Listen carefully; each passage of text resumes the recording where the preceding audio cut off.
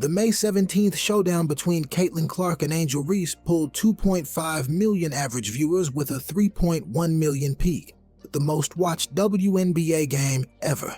And that's not a coincidence. There's a reason this matchup landed in the late afternoon ABC window on the first Saturday of the season.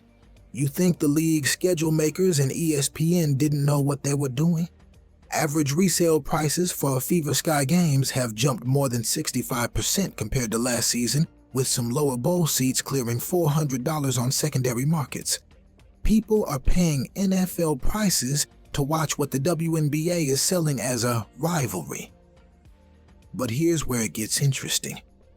The WNBA isn't just scheduling games, they're orchestrating drama. WNBA Commissioner Kathy Engelbert literally said it. When I came into the league, people watch sports for three basic reasons: for rivalries, for games of consequence, and for household names, if you know the players. And we didn't have a lot of household names, even though we had amazing players back then and have amazing players beyond Caitlin and Angel. So rivalries are generally good for sports. Translation: we need the beef to keep the lights on, and they're doubling down. The league created Rivals Week in August, specifically designed to boost engagement through activations like branded content and fan events. They're not hiding it anymore. Rivalry equals revenue. Now let's talk about Angel Reese, because her body language is writing checks her game can't cash. During that season opener, when Clark hit a step-back three over Kaya Nurse, Reese was caught on camera giving her a side eye from the bench. Fans immediately called it out. Angel is jealous of Caitlin, and oh, the jealousy, it stinks. But the real moment? After Clark's basketball play foul, Reese got straight back to her feet and tried to confront the 2024 Rookie of the Year, who walked away with her back to Reese. Clark keeps her cool, walks away. Classic veteran move.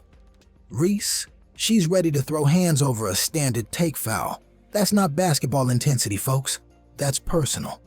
Even Dave Portnoy called it. Caitlin fans have every reason to hate Angel Reese. And I say hate in like the sports sense, like you hate your rival. I hated Peyton Manning. Red Sox fans hate Yankee fans.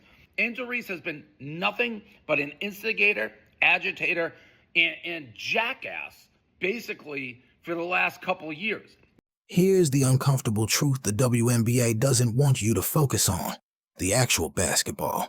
Clark's rookie season, 19.2 points, 8.4 assists, setting a single-season league record for most assists with 337. Plus, she was named Rookie of the Year with all but one of the 67 votes, with the other vote going to, you guessed it, Angel Reese.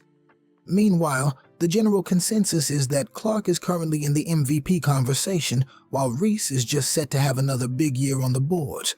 That's not even close to the same tier. That's like comparing Steph Curry and Andre Drummond. And yet, the league is marketing them as equals. Why? Because conflict sells better than dominance. The attendance numbers don't lie either. Angel drew 4,000, Caitlin drew 20,000. That's just a fact. We all certainly remember Angel's viral clip. Yeah, the reason why we watching women's basketball is not just because of one person, it's because of me too, and I want y'all to realize that. You serious? Look, I get it. The WNBA found their golden goose, and they're going to ride this narrative until the wheels fall off. Even if that means letting your best player take cheap shots and calling common basketball fouls, flagrant ones to fan the flames. The league knows this rivalry is intriguing for women's basketball.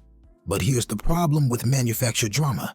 It only works if both sides are actually competitive. Clark is capable of generating big ratings on her own, but when tensions flare with her old rival from college, it creates enough interest to draw people in who otherwise wouldn't care.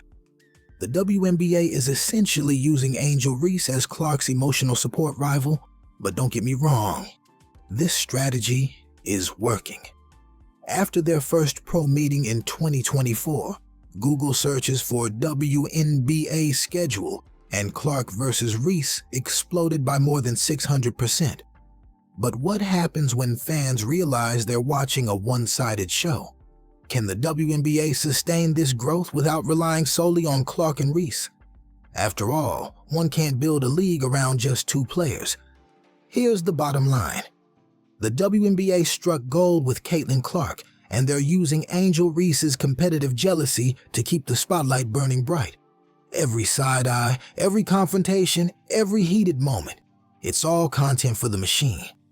But real recognizes real, and the skill gap between these two isn't close. Clark's breaking records while Reese is breaking, well, mostly just getting into fights. This isn't exactly Larry Bird and Magic Johnson.